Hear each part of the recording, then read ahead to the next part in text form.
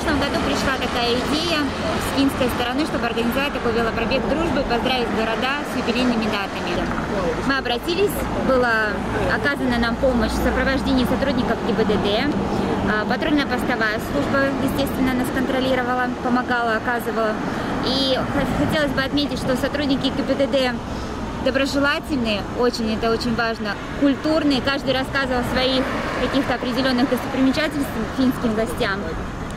И еще очень важный аспект в наше время. Произошла такая ситуация, в гостинице Алакурти не хватило мест, и сотрудник службы ГИБДД предложил свою квартиру, что было для финской стороны, очень так вот прям, они не ожидали, что бывают такие вот люди. Очень профессионально. Нас много помогали. Сопровождали. Да, провожали. Все было. Mä just, että jos sä menisit Tollosen minibussin sisälle.